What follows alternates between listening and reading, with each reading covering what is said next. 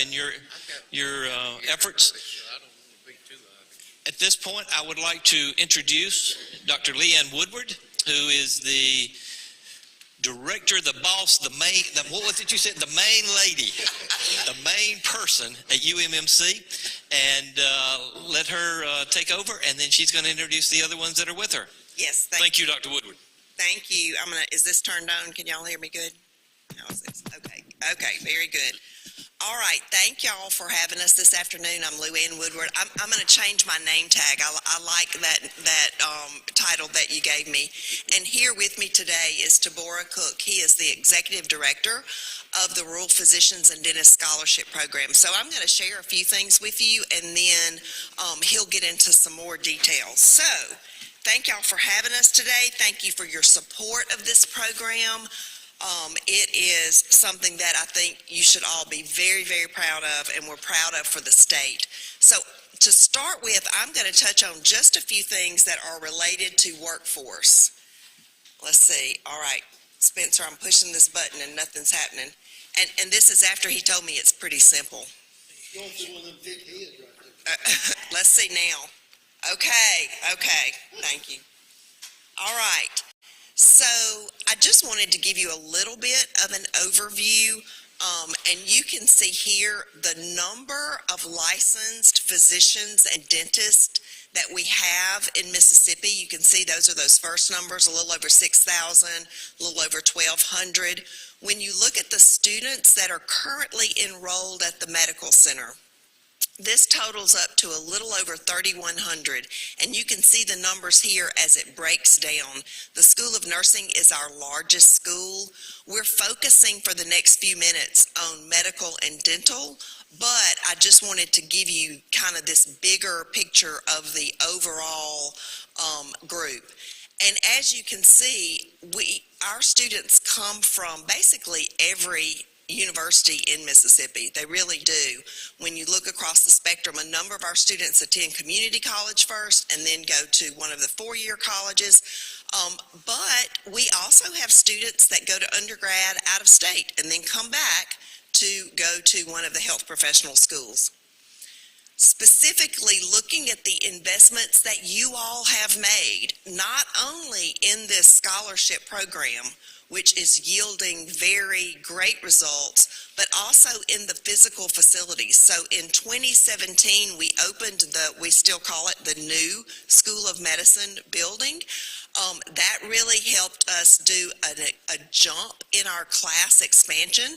So we had a baseline of 100 students per year in that med school class, and we have gone up to 165. We've got work underway for both School of Dentistry and School of Nursing. Those are projects that you all funded in the last couple of years. The dentistry building is a clinical building, but having that additional space will allow both the dental program and the dental hygiene program to grow. And then the School of Nursing building, if you happen to go down Lakeland Drive, you can see the construction site from Lakeland there. It will open in 2026, and the class size there can increase by about 25%.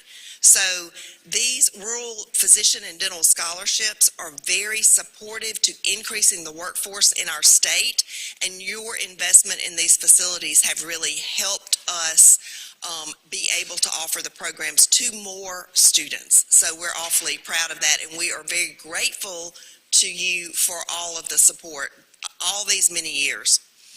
Looking specifically at the medical school and physician retention, one of the things that I think you've heard me say before, but if you haven't, it's one of those things I try to say every time I talk to you all, because I think it's very important, is in the medical school, we only accept Mississippi residents.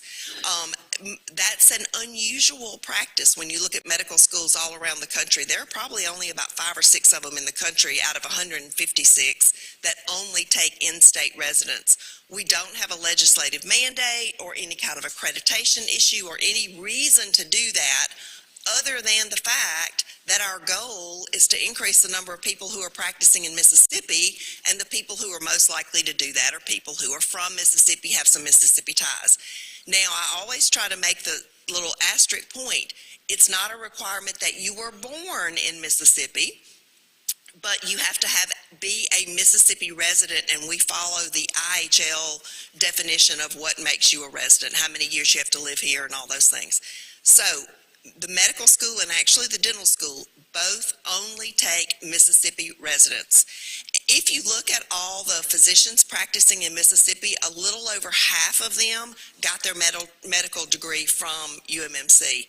So 53% are graduates of our medical school. We know when we send a medical student who's graduating and they have to go out of state to do residency, I shouldn't have said have to go, some of them choose. If they go out of state to do residency, we only know that we end up getting about 50% of those back. So when you saw that number of 100 medical students a year to now 165, it's important to realize that as we grew the class size, we also grew the number of residency positions, so we were not by default pushing more of them out of the state. What I really, really like to happen is we take a Mississippi student, they go to med school here, they do residency here, and then they stay here to practice. That is the best case scenario in our mind. So we want to be sure that that opportunity is available. They don't all choose to stay, that's okay, but we harp on them from literally day one of, we need you to practice in Mississippi. When you look at our retention rate, you can see here that the latest rankings that are out, the 2021 rankings by the AAMC, as a state, we rank number 7 in the country in retaining our physicians to practice in the state. That particular data point includes students who went to med school here, as well as people who come here to do residency. So there's a little bit of importing happening at that residency step. If you look at the data point that just looks at your medical students and doesn't include residents, then our rank is number 4. So we are always in the top 4 or somewhere in the top 5 or 10 for both of these data points, and we're awfully proud of that. Now, we stack the deck because we only take Mississippi residents, but that's okay. That is our goal, is to end up and change the numbers of physicians that are practicing in Mississippi. We've got lots of challenges, healthcare challenges in this state. There is no one single solution that's going to fix everything. But when you're at the bottom of the list in physicians per capita, that's part of the solution. So currently we rank number 49 in physicians per capita. If I was giving you this little talk a year or two ago, I would have said we were 50th. So we have moved up a notch. I anticipate that 20 years from now, so medical education is a long pipeline. You know, it's a long process. You'll hear Tabora talk about the undergraduate students and all the things. It's a long pipeline. Something you do today shows an impact, 10, 15, 20 years down the road. But 20 years from now, whoever's sitting in this seat talking to you all, I really feel strongly that based on the scholarships that you are funding, based on the class size growth that we have done, that you've facilitated by the additional facilities and the building, that whoever's sitting here will say, we are now in the middle third of physicians per capita. That is what we tried to project out and track when we were looking at growth of the class size and growth of the residency positions. So that will be a good day to celebrate. But I am proud of where we rank in retaining our graduates to practice in the state. So just a little bit on the dental school. Like I said earlier, the dental school also only accepts Mississippi residents. There are, as you can see, a little over 1,200 practicing dentists in the state. And that puts us, the rankings, they do rankings for dentistry just a little bit different. We're at 43 per 100,000 citizens, which is, as you can see, way below the national average of 60 per 100,000 citizens. So this is another area where we have a real health care shortage. From 1979 to last year, or this last May, the School of Dentistry has graduated almost 1,500 dentists. So that is very good. So we make up about 79 to 80% of the state's dental workforce are graduates of our dental school. Let's see. Okay, I'm going to turn this over. I don't know if I just messed something up by going a little too far. He's gonna start. Okay, he's gonna fix it. Yes, Question, you mentioned some of the physicians going out of state for the Mhm, residency. mhm. What would be a residency program that we don't offer that they would have to go out of state for?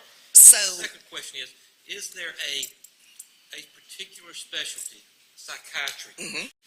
that is massively needed that we could do anything for to encourage a doctor to become a resident in that area? so the first question is, are there certain specialties where students have to leave the state because we don't have a training program here? And about 12 years ago, or maybe 10, I would have had to tell you 3 programs: dermatology, radiation oncology, and physical medicine and rehabilitation. So there is actually a comprehensive list of all the different types of residency programs that you can go into. In the last 10 years, we have started an amazing dermatology residency program. That department and that residency program have grown actually beyond what I anticipated. It is really fantastic. We have started a radiation oncology program that supports our cancer services. That's a key part of our efforts around cancer. And then the last one is physical medicine and rehabilitation. So the physicians that come out of that kind of training place work somewhere like at Mississippi Methodist Rehab Hospital, taking care of spinal cord injury or stroke injury patients. That program we do not currently have, but we have plans in place to start it. So as of today, if our students wanted to do, the 50 some odd medical specialties, they could stay here to do any of those except physical medicine and rehabilitation.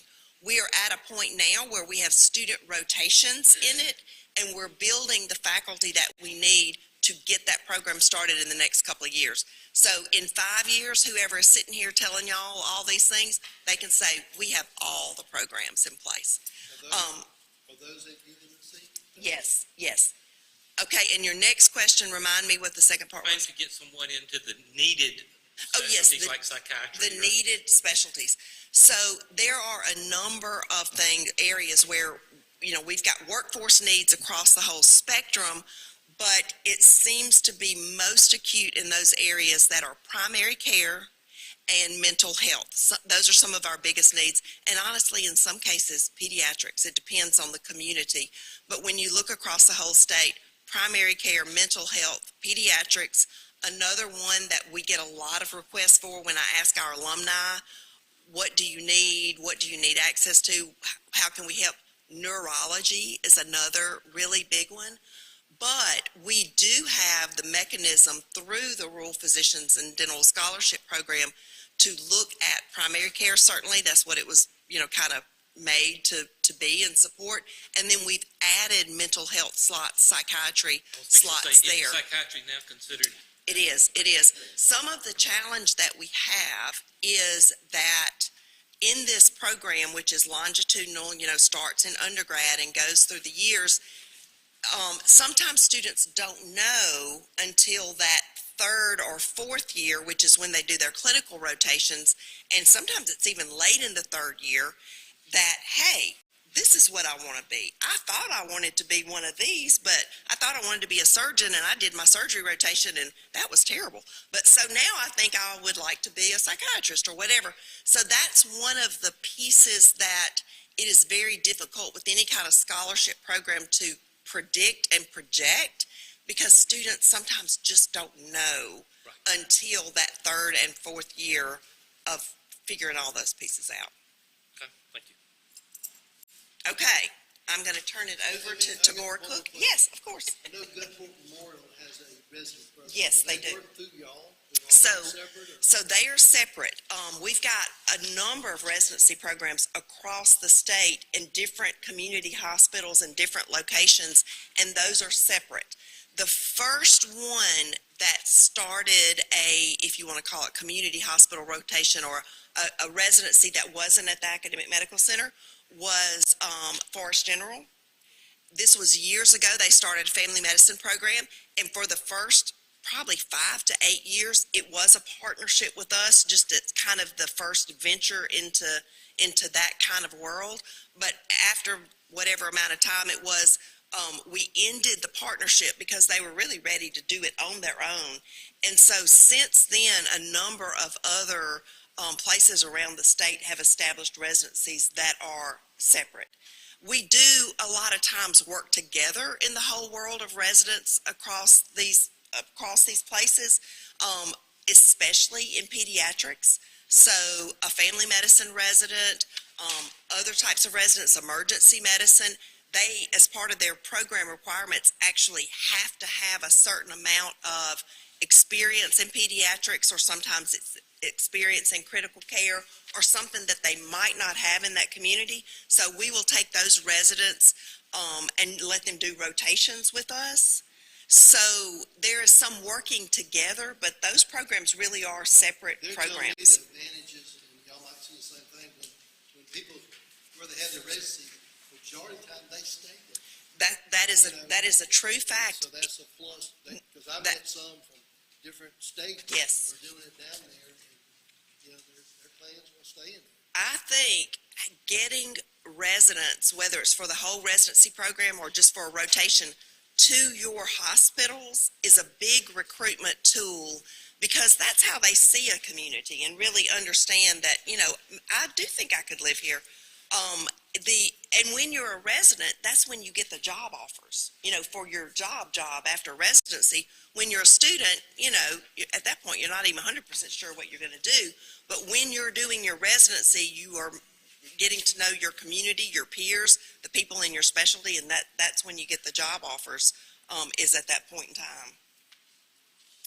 Okay, very good. All right, I'm going to turn it over to you. Thank you so much. Yes. Thank you all. Let's scoop it up. So my name is Tabor Cook. I am the Executive Director for the Mississippi Rural Physicians and the Dr. G. Norris Rural Dentist Scholarship Program. First, I want to thank you for allowing me to be here. Small boy from the Delta, Greenwood, Mississippi. This is an amazing opportunity for me to be able to affect rural healthcare in areas that raised me, and so I'm extremely excited. And I'll also thank you for your work and the Senate and House Committee of Universities and Colleges. I've been in higher education for over 10 years, and so I've seen your work firsthand, and I appreciate your efforts. And so we'll start with a little background information about programs that you are very familiar with, so I do apologize if any of this is a reiteration of what you're aware of, but Mississippi Rural Physician Scholarship Program and Mississippi and Dr. G. Norris Howell Rural Dentist Scholarship Program started as needs in the state of Mississippi, and Dr. Woodward emphasized a great deal of this, but in 2007, when House Bill 1465 was written, at that point we were at about 62 primary care physicians for every 100,000 residents in the state of Mississippi. That's when we were at the 50th in the entire country. And thankfully, this body and Representative Cokerman saw a need and built a program to address that. And so what they built was something to recruit, retain, and bring talent to Mississippi that will grow in Mississippi. And so it created some distinctive portions into that program. One were the phases, and so a phase through undergraduate, through medical education, and then post-medical education, and then a phase to create commitment to the state of Mississippi and an opportunity to support new physicians as they enter the workforce. And so that was House Bill 1465 in 2007, and then we fast forward to House Bill 776 in 2013, when Representative Mims and former Representative DeBar, current Senator DeBar, recognized the exact same need for dental. And so they came through and decided there's no need to reinvent the wheel. We have a program that is working. Let's create a dental version of said program. And so they came through, recognized the need, and created the exact same tenets for the Mississippi Rural Dental Scholarship Program at that time, which is currently known as the Dr. G. Norris Howell Rural Dentist Scholarship Program. So some of the tenets of both programs was that there was a commission designed for leading the charge of both programs. And so you see here, what was created was a diverse body of physicians for the Mississippi Rural Physician Scholarship Program from all across the state of Mississippi who had vital information related to the state. You'll see this body represent multiple different areas. They represent the university, obviously. We represent students, as well as different specialties across the state of Mississippi who are passionate about our state. Also within our current commission, we have a few former scholars who are now getting the opportunity to lead the charge of what we do in Mississippi Rural Physician Scholarship Program. We're really excited about the work they do. Everything they do is about driving primary care to rural Mississippi, and they are passionate about doing so. On the flip side, you guys created the same opportunity for the G. Norris Howell Rural Dentist Scholarship Program, a commission who is based in Mississippi, who practices in Mississippi, who knows about Mississippi. And so this commission is made up of some very distinctive members, all of which have come through the state and are now practicing in Mississippi. And we're really excited because we also have representation from the School of Dentistry on this commission as well. Dr. Peter Kirk, who is the interim dean of the School of Dentistry, is an active member of this commission. And again, as they make decisions, they think about what faces rural Mississippi from a dental healthcare perspective. So also part of the creation of the program, there was state funding. And so you can see here kind of a line of where the funding has come from and where we are currently. And so this graph has two programs and an admin and the administrative fee, and I'll walk you through that. And so in 2007, it began with 10 scholarships. And so the Mississippi Rural Physician Scholarship Program began with 10 scholarships in 2007. That was gradually increased to 50 scholarships in fiscal year 2012. There was an additional increase to 60 scholarships in fiscal year 2015. And then, as we have just mentioned, psychiatry was added as an opportunity. So there was an additional scholarship for psychiatry added in 2019. And then in 2022, there was an increase in the scholarship amount to address the rising tuition for the School of Medicine. And so at that point, we got up to 62 scholarships, and that's where we are currently. On the dental side, we began with 3 scholarships in 2013. That increased to 9 scholarships in 2018. And then in 2012, we're at our current, in 2022, we reached 12 scholarships, which is our current allotment. And so the state currently funds 62 physician scholarships and 12 dental scholarships. The state also funds the administrative fees for our program, and so that administrative budget includes the programming, the travel, the salaries for myself and our staff. And so that began in 2007 with $260,500, and then it was increased to $289,500 or so in 2016, and then it was decreased to $280,800 in 2020, and that's where we are currently. And so thank you so much for those contributions, because without that, we wouldn't be able to do what we do, and we're extremely appreciative of that work. So we mentioned earlier the life cycle of a scholar. The pipeline to being a physician and a dentist is a long pipeline. This program was specifically created to recruit undergraduate students, help walk them through the process of becoming a physician and retaining them into the state of Mississippi. So there are 3 very distinct phases into our program. The first is the pre-matriculation phase. That's the undergraduate phase where we recruit students from all of our public institutions, all of our private institutions, all of our 4-year and our 2-year institutions. On average, we bring in about 15 to 20 students per year in the physicians program and about 3 to 5 students a year in the dental program. Then we help process them through the pre-matriculation phase, which means we help prepare them for applying to medical school and dental school. Currently, we have about 44 students in the pre-matriculation phase for physician, and we're just at 15 students in the pre-matriculation phase for dentists. Again, those students represent all of our institutions across the state. The great part of this program, which we just mentioned, is the scholarship. And so for those who participate in our program, do everything that is asked of them, and get into medical school, they have the opportunity to receive a $35,000 scholarship for up to 4 years to support them through their medical education. For our dental scholars, they also receive the same scholarship, but we unfortunately at this point don't have enough dental scholarships to match the pre-matriculation students we have, but we're working through some things, and I will highlight that.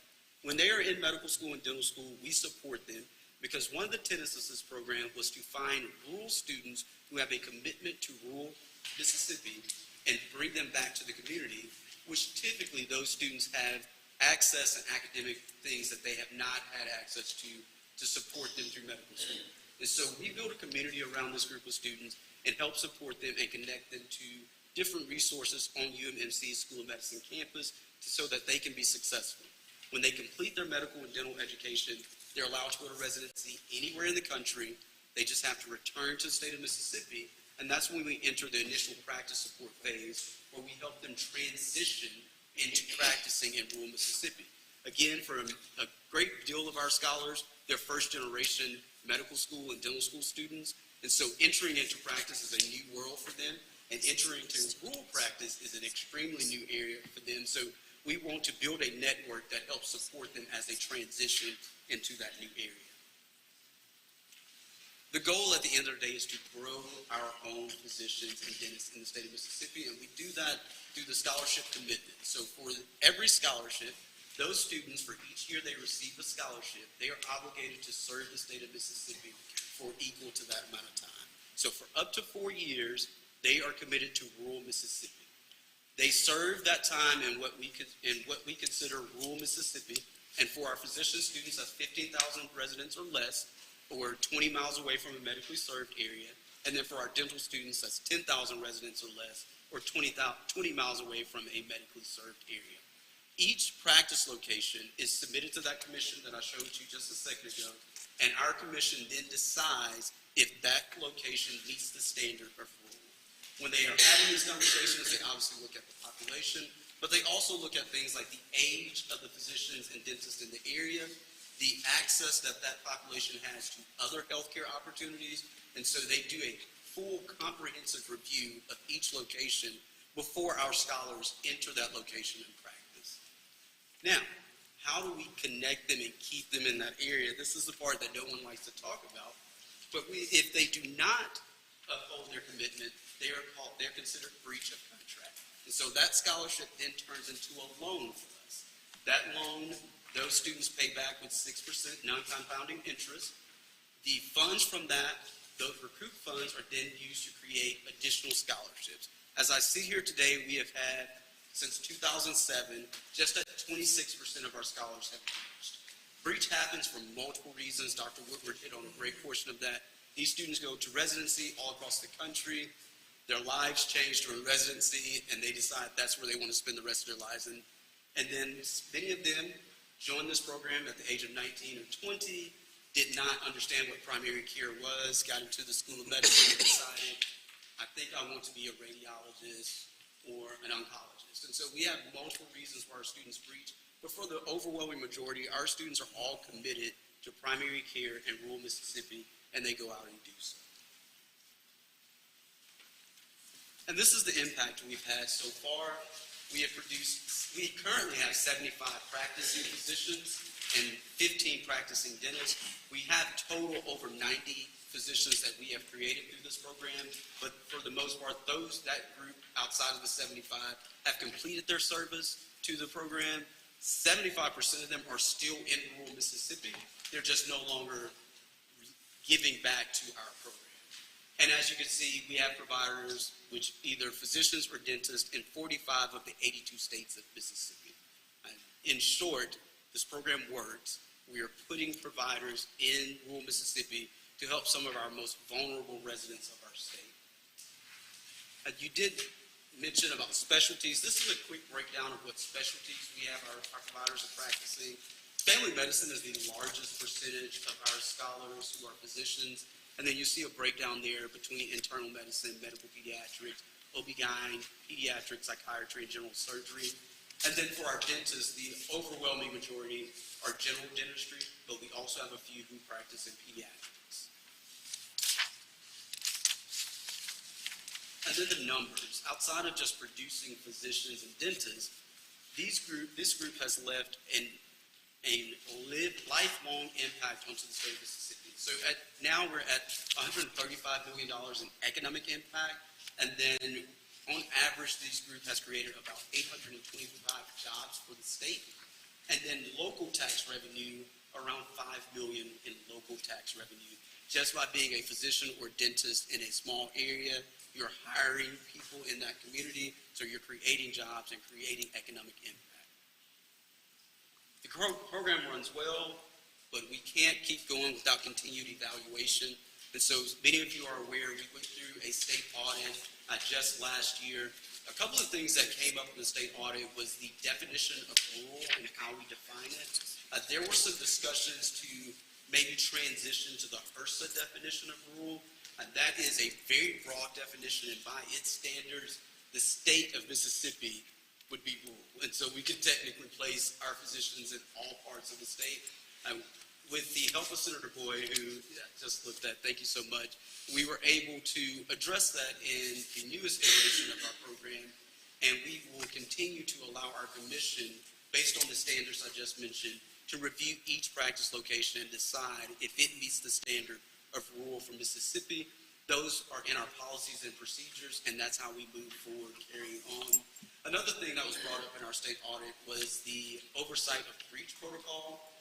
There was some discussions around the ideal that the tracking of who had breached and how much they owed back was inconsistent between our office and the Office of Student Financial Services and Student Loans. We have addressed that. We have restructured that process. We're in constant communication with the Office of Student Financial Service and Student Loans to address the consistency in how we share data to make sure our breach numbers line up. And I'm proud to say we now have an accurate accounting of all of our breach dollars and have turned them into scholarships. The last thing that, as I walked into this space, and I've heard many times, is that we have quite a few students in the pre-matriculation phase to the Rural Dental Scholarship Program that will get into dental school and not have a scholarship available for them.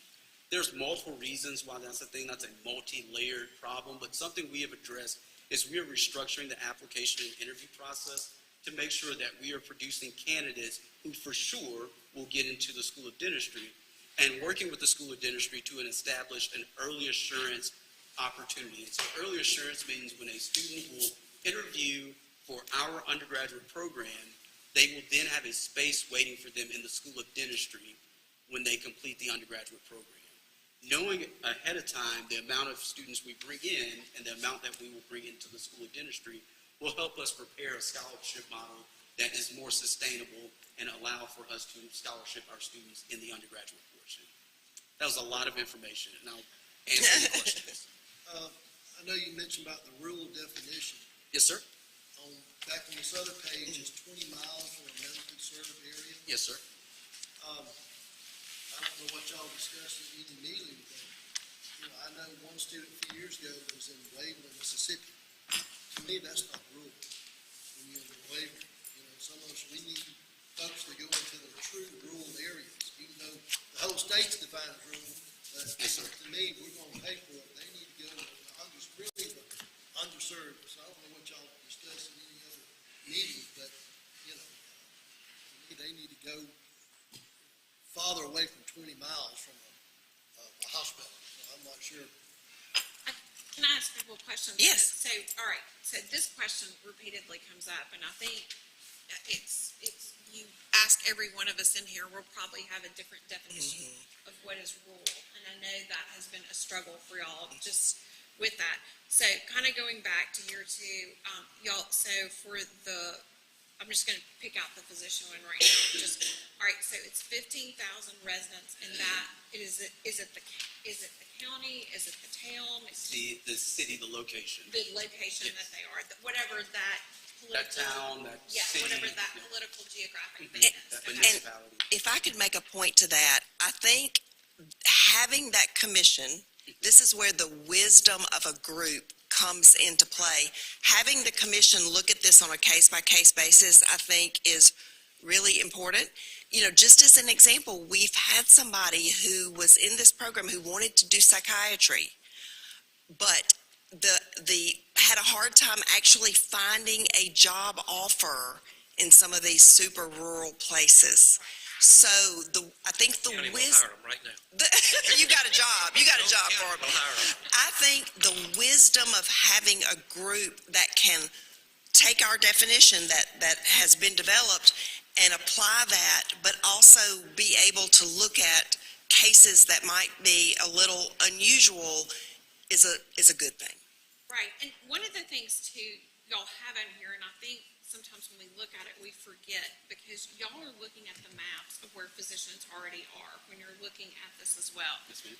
And so I know there was a couple of situations where some members said, why is that happening? But anyway, when I questioned on those particular situations, it was are a medically underserving area having a valid need as determined by that commission. And so one of the things too, like I know this came up with one of our not small cities, that I wouldn't consider small. By national standards, it would be small. Was there the pediatrician was retiring, and it was the only pediatrician that was in town. And so, whereas I don't think any of us would consider that a small city in Mississippi, but you literally had one pediatrician serving that area. So that was one that there was permitted to be a Allowance. physician allowance there over 15,000, but you didn't have a pediatrician. And so that was some of the things that I think has been maybe some misperceptions in that, because you're taking the data from the maps, the way I've understood it, and y'all correct me here, you're taking those maps and you're looking to say, okay, where would we go? The other thing is that job portion, is them not having to start the practice on their own immediately and do that. So because we're losing so many of our rural hospitals, there's some situations where it's more difficult to get them in the communities we really want them to be in now, because there's not, they can't go to work with somebody else. They've got to start the practice on their own and all that, which is financially coming straight out of, you don't have any experience with this, you don't have that. I know that's kind of been some things y'all talked about as well. Can y'all expound on that? Yes, that's correct. So one thing we have discussed is that when our scholars complete their training and go into an area, they don't have to start off on their own. The only thing our contract asks is that they be full-time clinical providers. And what is full-time for y'all? So full-time, 40 hours a week, working in a clinic opportunity. And so that means that our scholars, as we sit here today, can't be 100% hospitalists. They have to be based in a clinic, working with the community, but they are allowed to do hospital work. And so a larger percentage of our scholars do rotations in the local hospital, and they do that consistently. But the initial practice support phase is to help them transition into that area. I've seen it, and I've only been here since January. I've seen them help find jobs, find locations, and connect our scholars to physicians and to work opportunities in those areas. So do they get the student ask, I want to go here, or y'all have a list of rules that here's where you gotta go? They How does that ask, work? so they select where they want to go, and they submit those locations for review, and once they are approved, they then go and get their jobs there. That's kind of, and I know that we expanded who could participate, and you did not have to be from rural. Correct. Yes, sir. A little concern for those of us that live in rural areas, because we have had great success with people from Tishomingo County, Prentiss County being involved in the program, and then coming back to that area. If someone grew up in Jackson or a larger city and has a heart service and wants to go do that, I get that level of commitment, but I'm curious of your 26%, or does the committee look at that and say, trend lines say that people in this circumstance have not fulfilled their obligation, and then if they're having to make a judgment call, are they factoring that in? Because you may not have any trend lines within your 26%. It may all be unique circumstances, but if you have a quarter of the people that are not committing or sticking to their commitment, and we're keeping about 50% of them in our state in residency, and we're getting about 50% back the ones that go out, that leaves about 26% they're not going to follow through. Is there any consideration of that as you make decisions for current applicants? So the short answer is yes. So there's a couple things. We do try to categorize our breaches into a couple of areas. Those who don't match into primary care, those who match into primary care but don't go to rural locations, also those who don't complete medical school. And so unfortunately, although they did not complete, they did commit to the program, so they are in breach. The largest number of our breaches now are from students who did not complete medical school for whatever reason. Outside of that, you will see that they match in multiple specialties, but everyone is matching where they should be. And So so people that are openly eligible to practice medicine, larger percentage are actually sticking Out. committed to that. that's correct. We do have a good, the next largest portion will be those who started in a rural area, and then for whatever reason, life circumstances, moved to a non-rural area. And so you'll see that quite a few of them may get 2 years completed and then move to a more populated area, and they are breaching those final 2 years. So from a payoff period, you could breach for the entirety of your scholarship or portion of it. Is each payoff period determined based on the balance you owe? How is that calculated? Yeah, so the payoff period is based on when you breach. And so because of that 6% interest, so the total for everyone would hypothetically be the same, but since people are breaching at different times, the interest amount is different. But how's it amortized? In other words, if I breached in totality and I received $35,000 a year, I believe That's $140,000. What's my payoff period? It just depends on at what point Well, did you breach. assuming I breached in totality. It just depends on when you breach, because that interest is accruing from the moment you receive the scholarship. Yeah, but there's a term of years. How do you calculate my payment? Do I have to pay it back in 10 years? Okay, gotcha. Yeah, sorry, I do apologize. So, gotcha. So there are three payment opportunities. The Office of Office of Student Loans then creates payment plans and options for the students. And so the first one is to pay it all, right? That's the first one. And then the next is to pay a large percent, pay the interest first, and then break it down into 3-year payments or 4-year payments. Okay, so it's a short amortization period, is what you're saying, okay. And then on the dental scholarships, and I knew Dr. Howell very well, and I will say this, many a Ole Miss baseball game, he would pull me aside, get his phone out, and show me the mouth of some child who he had worked on. True. And I don't know a lot about medicine, but if you have severe dental issues at that age, It affects it everything. affects everything. And his great concern, and I think he would want me to ask this question, is pediatric and take Medicaid. Do we have any requirements as it relates to that piece of it? Because that's where his passion was. He was one of the few people left in Northeast Mississippi that see pediatric cases and take the Medicaid reimbursement. We don't have any requirements built into our program. But I will tell you, as I've sat through multiple commission meetings, our commission members are well aware of this, and they strongly suggest to all of our participants, when they go into practice, we would encourage you to take Medicaid, if at all possible, if you can control it. But from the dental side, a great deal of them are now working for larger dental communities, their groups, so they don't have as much say over what happens. And so our program does not have that built in, because that just did not get built into it. And because that is a concern of mine, if you look at the small percentage that are pediatric, and then within that whole percentage, they're not taking Medicaid, that's a concern. The only other thing, and I take great concern about this, is you referred to somebody else sitting in that seat multiple times. I'm talking about, 20 years from now, you may still be here, but 20 years from now, it'll be somebody else sitting here. No problem.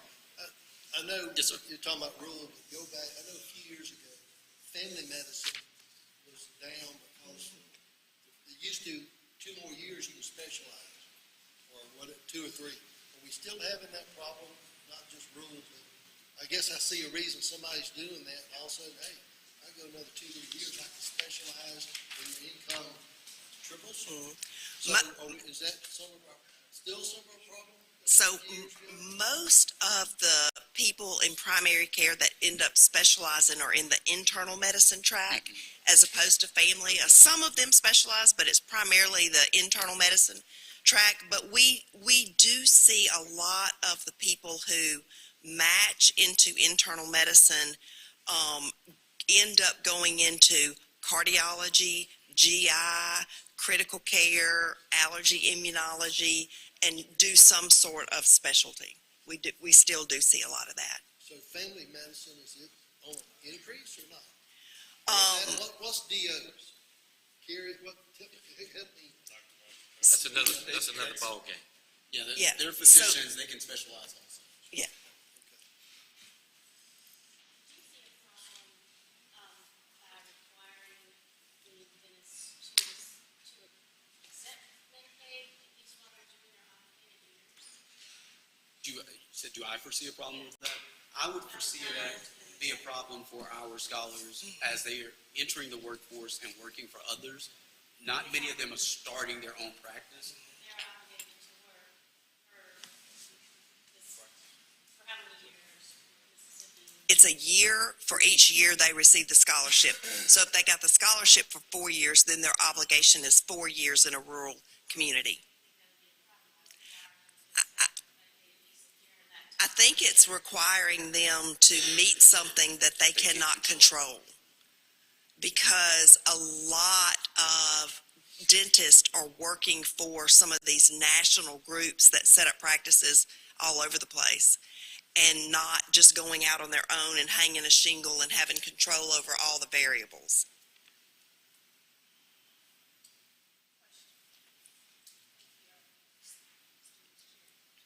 I see on the map, particularly the Delta, South Mississippi corner, is that due to the rule, the definition of rule, or what's the difference? That's a couple things, but it's not about the definition of rural. It's about finding opportunities in those areas is what we're seeing. And, with the situations in the Mississippi Delta, a lot of our students are working with partnerships that are at large medical centers or large regional medical centers. And so they struggle to find clinic opportunities in those smaller areas. So that's what I'm seeing so far. But we have students who are in our program from those areas who desire to go back. It's when they get into the job search phase, finding opportunities is what becomes an obstacle. So one of the examples that just happened with us, I guess about a year ago now, it's not yesterday, but one of our students who grew up in the Delta, went to med school with us, did a residency with us, was one of our rural physicians, actually went to work for us in our Greenwood clinic. So even though it wouldn't qualify for her to work for us in Jackson, it qualified for her to work in our Greenwood clinic. And she actually is doing pediatrics in Greenwood, and then 2 days a week going over to Greenville to help them with their nursery, to try to provide whatever it is she's doing, to, taking care of the babies and helping to keep the nursery open. So she's actually splitting time between Greenwood and Greenville, but is one of our physicians, wears the medical center tag and all that. So we hadn't done that before, but that was, I think, a good way to have one of the students who wants to go back to that part of the state be able to do that, still meet the criteria so that she's not in breach at all, and providing care in that rural part of the state. So is that a special case?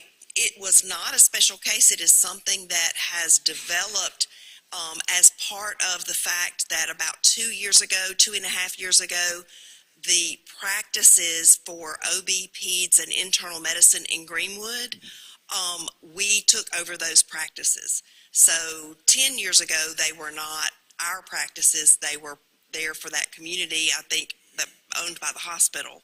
But those are, we've been in conversations with the Greenwood Hospital for a long time about trying to find a partnership or what have you, and that just we never have found the secret sauce. But we were able, we felt like, to bolster or to stabilize some of the care in that community by working with those physician practices. I hope we can do more of that. I know you said that the students get to choose. Mm-hmm, mm-hmm. Are there any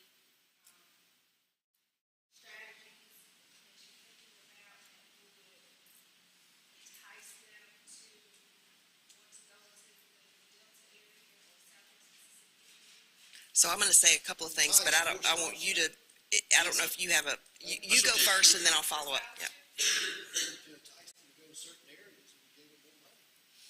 Look, that would be great. More money is always great, right? Yeah, yeah. Well, you can tell by the map, they're not going there. So one of the things in the pre-matriculation phase we do is we introduce them to rural clinical experiences. And so we have what we call medical encounters and dental encounters. One of those medical encounters is a series of 4. We actually go to rural Mississippi and work in a rural hospital for a couple of days. And so that gets them the true rural experience. We rotate that to partners across the state. And so we have, before I got here, we have done rotations in the Delta, in North Mississippi, and we're still looking for opportunities to go into those less populated areas from our provider standpoint so that our undergraduates can see the experience and get hands-on experience. And so I'm open to putting them there as often as we can so they can see, feel, and hear. And the other thing, the ideal situation is what you described, where somebody from a rural community goes through a whole process and then they go back to that rural community. So that's the ideal situation. But in a lot of cases, that doesn't turn into reality. We don't have students from those parts of the states or what have you, or they want to go somewhere else if they are, and whatever. But for the rural physicians, while they're in the training program, there are specific rural opportunities that they have also pre-matriculation, like he mentioned, before they get to med school, and then also while they're in school, there are different opportunities. And I can't speak to where all those are. You may be able to speak to some of that, but we can't make somebody work with us on that. So a lot of these activities that happen out in the rural communities are rural communities who want to work with us on these things, and they're, volunteer kind of partners. Like Dr. Woodward, one of the opportunities is our, what we call PSET, Primary Care Exploration Program, where between their M1 and M2 years, students spend 6 weeks in a rural area precepting with a rural physician. We have one at the Delta Health Center, and that's at the top of my brain because I'm actually going to visit them soon. And so those opportunities are amazing opportunities, but for instance, for the Delta Health Center, they can't afford to have a student there for 6 weeks. And so we're partnering with them, and we're going to shoulder the burden of the stipend so that the Delta can have that opportunity. But we have to find partners who are in a resource standpoint to help support students also. Well, I think going along with that, it's, as policymakers, we're trying to find out, and this is very helpful, what tweaks we can potentially make to the program that helps us hit that. One of the tweaks was allowing someone who's not from a rural area. It may be that rural area restriction has kept people from going to a region that may have become otherwise. And I do appreciate and understand that some people may say, this is a good pro quo. This is, I'm going to give you 4 years of great service, but that's not what my passion is versus somebody going back to their own hometown. But if we are equaling the amount of scholarship on the physician side with the people you're bringing in, did I understand that correctly? There wasn't a deficit. There's not a deficit from the undergraduate transition to medical education from the physician side. And that's about 2.1 million. 2.17. Okay. And then, I like that you did that because I did the calculator. It's exactly 2.7. But then on the dentistry side, and a little bit, sound like a broken record, we have 12.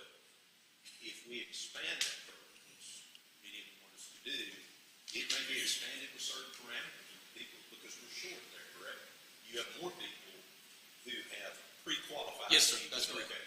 So if I'm looking at it from the standpoint of I'm not going to qualify, there's not enough scholarships for me, or there may be a little more narrow lane that I have to seek to find someone who's going to accept Medicaid, or I'm going to go into pediatrics.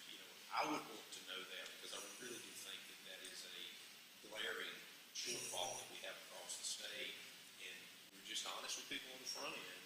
We're helping you receive your education for the occupation you're going to have for the rest of your life. We're asking you for 4 years to practice in this field that is a great need. That's neat. Because if we've gone from 60 per 100,000 when this program started to 190 now per 100,000, that's tremendous. ask, what's the demographics of our 6,000 physicians across the state as far as age? A lot of them are in the fourth quarter of their career, if it was a ball game. So while we've made tremendous gains, it is a long period, and we may see some retirements that That's right. Okay. Go ahead. Okay. Based on the need analysis of these two programs, how much of a deficit would you say that, in terms of the number of scholarships, how large is the deficit to make these programs sufficient? I'll let you answer that. That's a tough one. So from the dental side, dental classes are much smaller than our school of medicine classes. So as we stand here today, our dental class has 40 seats every year, whereas our medicine class will be around 100 or more, right? 165. 165. And so that, in the ideal space, percentage-wise, we'd like the ratio to match. And so the amount of students that we put into the School of Medicine through this program, from a ratio standpoint, if that matched on the dental side, I think that would be a good start to help us address our dental concerns. Is that the question you're asking? Yes, but I was looking more for specific numbers, maybe generally, in the neighborhood of how large is the deficit in order to make the program How many sufficient scholarships? to be able to serve all of the needs in these rural communities. That is a large projection, and I would not want to sit here and give you a number and it be way off base. I mean, endless, right? Infinity dollars. But, I think we look at every year from a pre-matriculation standpoint, we'll have about 5 of our scholars who meet the criteria and get into the School of Dentistry. But don't have a But we scholarship. only have about 2 to 3. And so every year, if we had 2 to 3 additional $35,000 scholarships, that would address where we are currently. I think the committee would love for y'all to tell us how much on the dentist issue, that how much y'all would need to really sure up what you think would be appropriate to do this. We're asking for that recommendation. I think we would like to take that. Couple of quick things as y'all have done this. I think also too, because I was at a meeting with a group of dentists, I think it's important to point out that issue that you brought up about Medicaid is, I think it's really interesting too that y'all have talked about this as a problem, because there's a larger issue kind of at play with that, in the fact of that our reimbursement levels are so dramatically low when it comes to dentists. And so I think that is something that is very problematic in the workforce issue, and getting those physicians out there on this particular issue. So, and I know our dentists have been talking to us about this, and I've listened to them, and I've heard that we have one of the lowest reimbursement rates, or the lowest in the country for those dentists.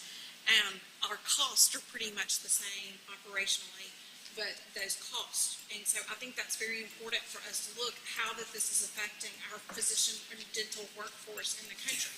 Physicians are pretty much the same issue. So correct me if I'm wrong on any of that, but I think we have to talk about it in the whole time, that it does affect workforce on this particular issue. It does. It does. It does. The other thing too is on the physician piece too, just to point out to make sure everybody understands too, y'all do fund some students at William Carey as well. That's correct. That's correct. And I know that's a program that does accept a lot from out of state as well. So there would not be parity on that at all because they accept such a large number from out of state as well. That would be correct. That's correct. Okay, I just for clarity on that. So. Yeah, so students have the opportunity to use their scholarship at UMMC School of Medicine and the William Carey College of Osteopathic Medicine. There's not a number that are required to go to either one. Because we do have the early assurance process and agreement with the UMMC School of Medicine, the large majority of our pre-matriculation students are going to go to UMMC School of Medicine. The other thing that I would like to ask with y'all here is we have the parameters that you mentioned and what all we fund. Should we be adding anything else to those parameters as far as specialties go or residencies go? Is there something that we should add to that you think that we're particularly low in? Or do you think that we need to stay with what we have at this moment to push people to those particular fields? So I think what we have at the moment represents the span of sort of what you think of as primary care and even a little bit beyond that. So it depends on what is the intent of the legislative body. If the intent is to, like you said, kind of push people, reward them for that primary care piece, then what we've got is a good spectrum of primary care. If you look at the need across the state, there is a need really in all the different specialties. I mean, like I said, neurology. I mean, if patients are seeing a specialist in some type of orthopedics or neurosurgery or whatever, quite often they have to drive an hour and a half or 2 hours. So if you look at the need of medical specialists across the state, that's a different kind of map than if you think about what is it we are trying to do with this scholarship. So I think, that's really a question that the legislative body has got to decide. Do we want to stay in that primary care, with psychiatry, general surgery, I think are great additions, honestly. But, what is our intent? Because if it is to promote primary care, I think we've got the right spectrum. If it's to what are the workforce needs in the state and, what's the next closest shortage? Is it neurology? Is it what have you? Do we want to address workforce shortages? Or are we trying really to focus on primary care? It's just two different approaches. If I'm not mistaken, and correct me if I'm wrong, but in primary care, like you said, a large percentage are in their fourth quarter, and a large percentage are dropping out each year. And the last numbers I looked at, there's more dropping out than there are coming in. And yes, even though we're making success with numbers over here, we're still, the balance is not there. We're losing more than we're gaining. So that is an issue. And another thing that is a real issue, so there are some people in this room who are not in the fourth quarter, but might be past halftime. And maybe we've got one or two that hadn't made it to halftime yet. But the people that are retiring had a different kind of career than the people entering the workforce. And the people entering the workforce, whether it's good, bad, or otherwise, the reality is they are not going to work the same kind of hours that the retirees are. So a lot of young people going into the workforce right now really do think 40 hours a week is full time. Whereas a lot of the people who are retiring out of the healthcare workforce right now have worked 70, 80 hours a week for their entire life. So it's not even a one-for-one swap, to be honest. And like I said, I'm not saying it's good, bad, or otherwise, but it's the reality. It is what it is. Go ahead. So I want to follow up to that because that's what I was waiting to kind of bring in. It's great to say we're bringing the rural areas to practice, but as a whole, I'll say our generations, our younger generations, are not going to set up households in these areas. Some do. Ideally, Some what do. we're looking for as a legislature is we want people to buy back into small rural areas. We're not getting that, and I don't know what the answer is to that. They do like to go in and set up shop with this national company that's going to pay for, their malpractice insurance. They're going to provide them somewhere all the equipment they need, and they're just going to pay them a salary. I don't know that that's really affecting our eventual goal. So I would like for us to maybe look at a long-term goal here, and that is for the eventual reinvestment back, not just for the immediate health care need being our end goal. Because we don't need to be planning on this being it. We're going to give you 62 scholarships a year. You just go make sure they get to the hospital whenever they need to, or that's not what we're at. We're not here to fund all the national folks to come here and take our Mississippi money and take our talent away after 4 years. So the only way to keep that talent, in my view, is the reinvestment. I had to do it. I came back as a lawyer, back into a small town. This is what I want to do. I mean, who knows? I'm blessed where I'm at. I've been very fortunate, and I do appreciate it. I think I'm where God put me to be. But at the end of the day, kids coming out that have that debt, in the long-term sense, are not necessarily going to look at it. It takes a special person, like you said. You mentioned the number of medical students at UMC. Do we know how many in-state students are in a DO program at William Carey right now? I don't. So I think that's something we need to be looking at, because if we do want it to go to all of our programs here. I would just, if you had a rural attorney program, I would want it to apply to both law schools. Same thing here for medical schools. And a private entity saw that there was a need and there was an ability to make some funds there, so they put the program in and got it approved. I appreciate doing that, because in the eventual end, they are helping the healthcare system as a whole. They're not there to be the hindrance. So I think we do need to look at that and see where we're at. If you're going to pay the tab, you can come from wherever down there. I do appreciate the fact that we're keeping Mississippi residents at UMC, though. But at the end of the day, I would love to see maybe some work towards what do we do to encourage the eventual goal, not the immediate goal. And lastly, what is your ask today? You've told me about a great program that we've funded for a long time, but you've not given me your new ask. Are you asking for additional funding for 5 new scholarships? We want additional funding, particularly for the dental program. Yes, we do. Yes, I've been waiting for that the whole time. Like they told me when I ran for office, if you don't ask for the votes, you're probably not going to get them. That's right. No, we'd love to see that dental scholarship program increased. How many are we looking for wanting to increase?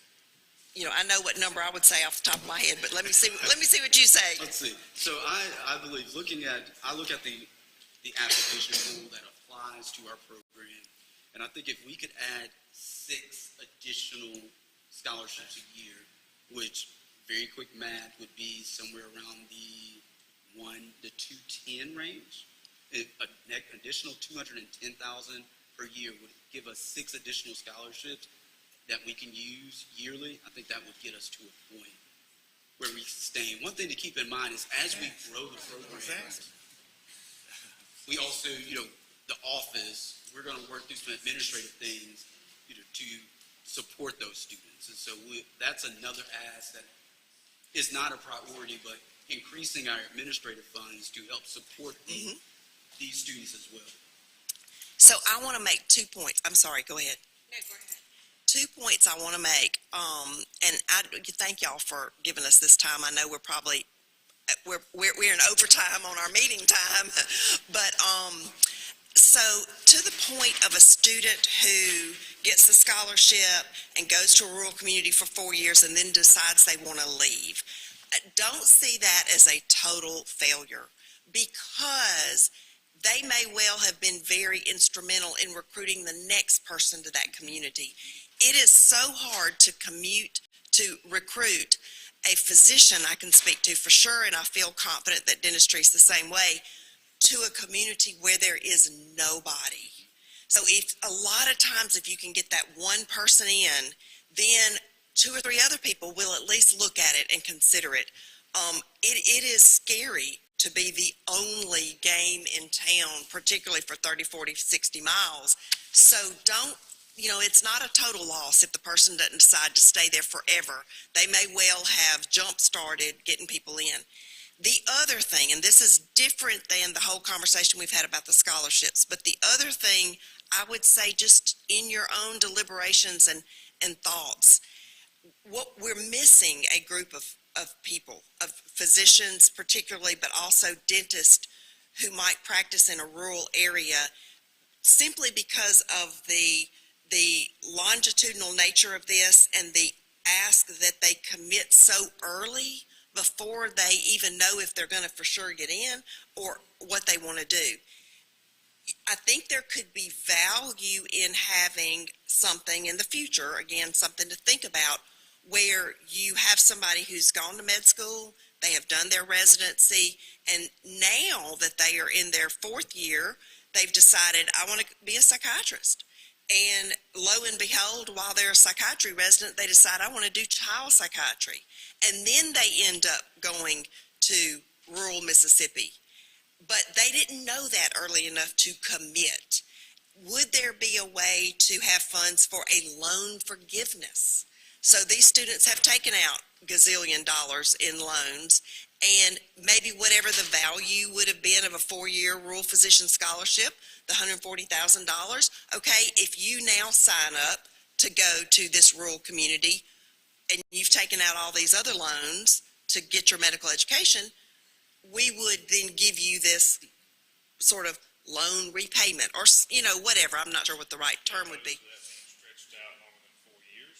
Say again? You'd be opposed to that being stretched out in a percentage? The commitment of service? Over I'm not opposed to it at all. I'm not. 50% a year from that point forward. You've already got a loan forgiveness program. I don't care what you call the rural residency program we've got. You're signing a contract. You're saying at the end of all this, we're going to pay it. Right. And if we don't. If you don't, you're paying 6% as a loan. But it allows, it sort of recognizes where the decision points are. Yes, every single medical student comes to medical school with a plan. If they had childhood asthma, they want to be a pediatrician. If their grandmama died of cancer, they want to be an oncologist. If they were a high school athlete and broke some stuff, they want to be an orthopedic surgeon. But so that's just how it is, what they've seen and what they've experienced. But then when they get in that 3rd year and they do those rotations, it's like, well, I never thought of this, that, or the other. So they all change their mind. I tell them at orientation, you have an idea of what you want to be, and that's good and normal and right, but keep your mind open because there are options out there that you have never thought of. I'm an emergency medicine physician. I didn't even know that it was an option to be an emergency medicine physician when I started med school. And I don't know if it gets any more primary care than that, so I'm just saying. But that is another thing to think about because students are making decisions, later than this particular program really drives them to. Now, we have a lot of good options here, so that's very good. But it's just another thing to think about if you're trying to really impact that end game, like the question you posed. The people that participated in particular rural physicians, you have a longer track record with it, that have completed their 4 years. Do you track to know how many of them are still in Mississippi? Are we retaining a great majority of them as physicians in the state? Yes, yes. We're retaining 78% of them in rural areas. Okay. But on top of that, And on top of that, I haven't done in Mississippi, but I would go upwards to Most 90% of them stay in the state. And I'm saying that just based on the ones that I know. A lot of these people, I know who they are, and they're still in Mississippi. the short-term goal is to try to get people to the rural, underserved, unserved areas, but a long-term goal is to increase the physician population within the state, and we're getting both of those. One last thing on dentistry, how many scholarships are you short? There's a shortfall based on people you pre-cleared. On average, we're short 3 scholarships a year. So, And that's thinking in mind, we only bring in to the A pre-matriculation small phase number. a small amount because we know we have a small amount. But we're turning around more in the application and interview phase because we know we don't have it on the back end, if that makes sense. it does, but to mesh, Yes, sir. you said 6, I heard 12. Like, in other words, to make that number work, to actually close your shortfall, you would double the number of scholarships. Yes, sir. Okay, well, and the fact you're gonna cut a ribbon on a new building in a year, and you're gonna grow The class the size. capacity by 50%, Yeah. that also comes into play as well. Okay, thank you. I think I followed that up too, but, if we give you these 6, are you gonna try to do your pre-matriculation, are you gonna try to up that number?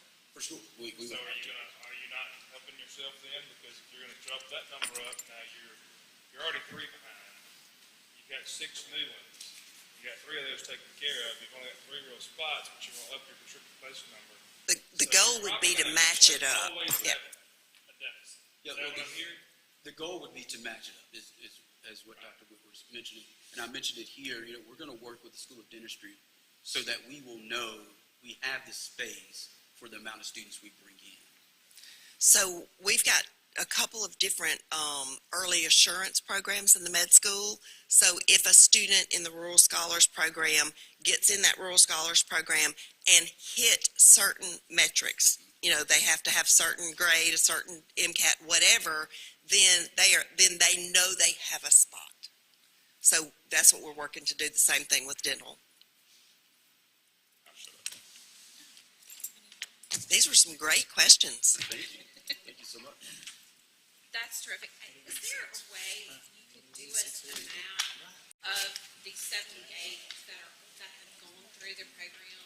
Could y'all do us a map of kind of where those 78 are that stayed in those rural areas? That are the 78% that stay, the alumni of the program, where they are? I can definitely do that. Okay, because I think that would help, maybe shape the policy. Really looking, if we need to do some loan repayments, maybe one of them. Right. Yes. All right, thank you Good. so much. Yes, thank you. Thank you.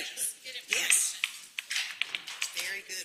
We appreciate your support and your interest. This is very good. This is very good.